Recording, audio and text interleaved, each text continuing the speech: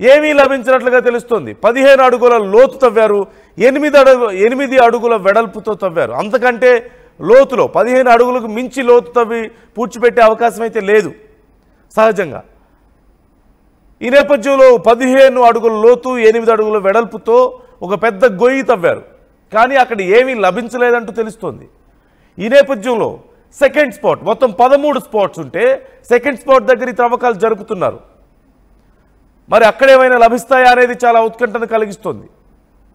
నిజంగా అతను చేస్తే, అతను ఖచ్చితంగా తెలిసి ఉంటే మరి మొదటి ప్లేస్లో ఏదో ఒకటి దొరకాలి కదా, ఎందుకు దొరకలేదు అనేది చాలా కీలకం. అలాగే ఇప్పుడిప్పుడే అతి కొద్ది మంది దీనికి సంబంధించి కంప్లైంట్స్ చేస్తున్నారు. అవును, గతంలో మా అమ్మాయి కనిపించకుండా పోతే మేము కంప్లైంట్ చేశాం అని చెప్పి కొంతమంది తల్లిదండ్రులు, అతి కొద్ది మంది, పెద్దగా ఇంకా స్పందన రాలేదు, కొద్దిమంది మాత్రం కంప్లైంట్ చేస్తున్నట్లుగా తెలుస్తోంది.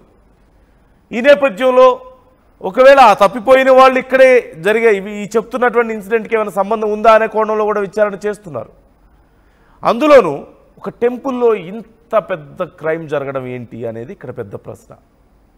ఒక టెంపుల్, ఎంతోమంది ప్రజలు, చాలా ప్రతిష్టాత్మకమైనటువంటి టెంపుల్, దేశం నలుమూలల నుంచి చాలామంది వస్తుంటారు అక్కడ దర్శనం చేసుకోవడానికి, చాలా పేరున్నటువంటి ప్రాంతం, ఆ ప్రాంతం అంతా కూడా. మరి ఇంత పెద్ద ఘోరం జరగడం ఏంటి? సరే, ఒకవేళ జరిగితే ఏ కారణంతో జరిగింది, what is the reason behind all these crimes అనేది ఎవరికి అంతుపట్టడం లేదు.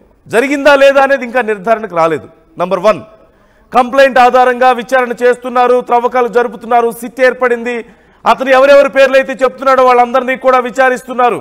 కానీ ఇంకా కన్ఫర్మ్ అవ్వలేదు, ఏది కూడా క్లారిటీ లేదు ఎక్కడ కూడా. మొదటి స్పాట్లో త్రవ్వి చూశారు, 15 అడుగుల లోతు తవ్వారు, కానీ ఇంకా ఏ ఆధారాలు లభించలేదు. ఇప్పుడు రెండో స్పాట్, అలా 13 స్పాట్స్ మొత్తం త్రవ్వబోతున్నారు.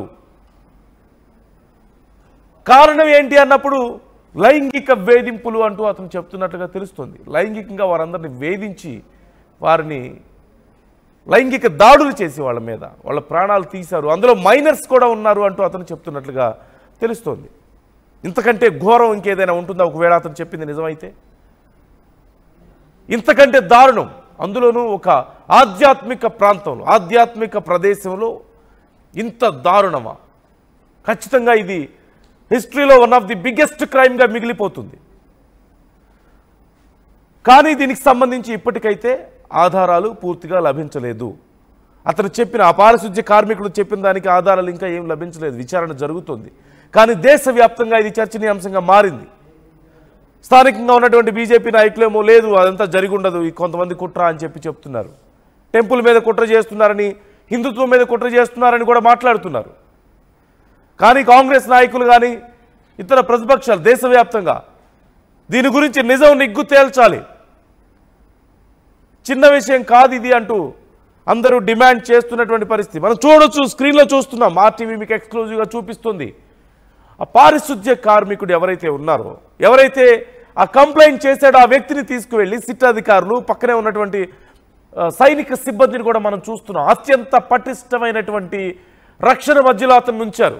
ఎందుకంటే ఇంత పెద్ద క్రైమ్కి పాల్పడిన తర్వాత ఖచ్చితంగా ఇలాంటి ఏదైనా సమాచారం బయటకు వచ్చింది అంటే, ఇలాంటి వ్యక్తులు ఎవరైనా బయటకు వచ్చి చెప్పారు అంటే ఖచ్చితంగా వాళ్ళు వెంటనే అతని ప్రాణాలకు ప్రమాదం పొంచి ఉండే అవకాశం ఉంటుంది. కాబట్టి చాలా కట్టుదిట్టమైన భద్రతను అతను కల్పించారు. ఒక్కసారి స్టోరీ చూద్దాం, అసలు ఏం జరిగింది అనే దానికి సంబంధించి చూస్తే ఏం జరిగింది అనేది ఒక్కసారి కొంచెం బ్యాక్ వెళ్ళి చూస్తే చూడొచ్చు. దక్షిణ కన్నడ జిల్లాలో ధర్మస్థలిలో ఒక పుణ్యక్షేత్రం మనందరికీ తెలిసిందే. స్థానికులే కాకుండా చాలామంది పొరుగు రాష్ట్రాల నుంచి కూడా అక్కడికి వస్తుంటారు, భారీగా దర్శనాలు చేసుకుంటారు. అయితే గతంలో అక్కడ పనిచేసి వెళ్ళిపోయిన ఒక పారిశుద్ధ్య కార్మికుడు ఈ ఆరోపణలు చేయడం మొదలుపెట్టాడు. జూలై 3న దక్షిణ కన్నడ పోలీసులకు ఒక ఫిర్యాదు చేశాడు. ఏమని? అనేక మృతదేహాలను తానే ఖననం చేశానని, తనకు ప్రాణహాని ఉందని, రక్షణ కావాలని అందులో పేర్కొన్నాడు. అయితే మరుసటి రోజు దీనికి సంబంధించి మంగళూరు పోలీసులు కేసు నమోదు చేశారు. ధర్మస్థలిలో 1995 నుంచి 2014 మధ్యకాలంలో పనిచేశానని, అనేక బాధిత కుటుంబాల మృతదేహాలను ఖననం చేశానని అతను చెప్పినట్లుగా తెలుస్తోంది.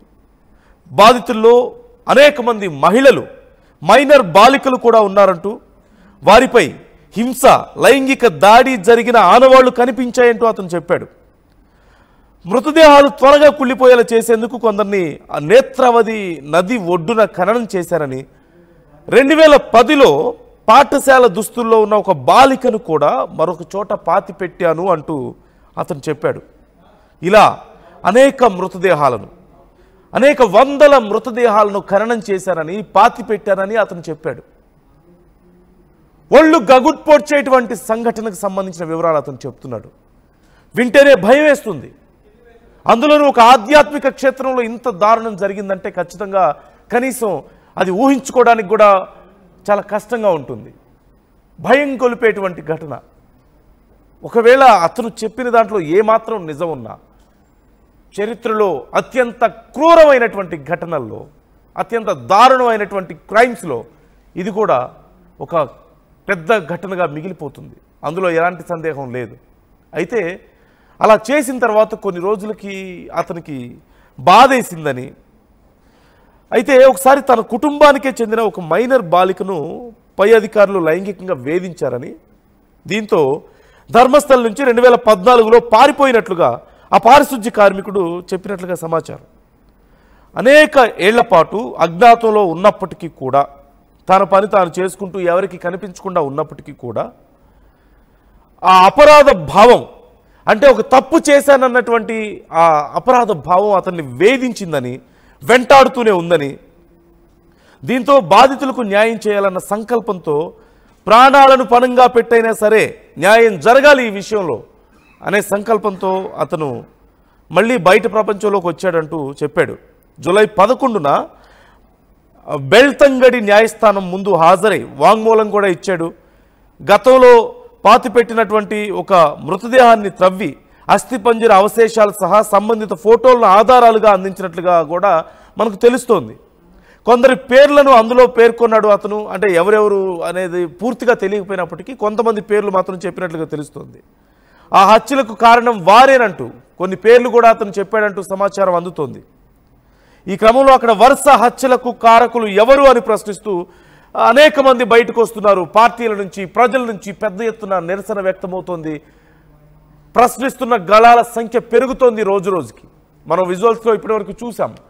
చుట్టుపక్కల పటిష్టమైనటువంటి భద్రత మధ్య ఆ వ్యక్తిని మొత్తం ముసుగు వేసి తీసుకువెళ్తున్నారు. అక్కడ ఎక్కడెక్కడైతే ఆ పాతి పెట్టారని చెప్తున్నాడు, ఎక్కడెక్కడ ఖననం చేశారని చెప్తున్నాడో ఆ ప్రాంతాలకు వెళ్ళి త్రవ్వకాలు జరుగుతున్నాయి. 15 అడుగుల లోతు త్రవ్వుతున్నారు సుమారుగా.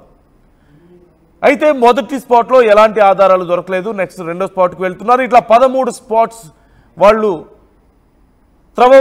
త్రవ్వకాలు జరపబోతున్నారు. ఈ నేపథ్యంలో దేశమంతా కూడా ఉత్కంఠగా ఎదురు చూస్తోంది.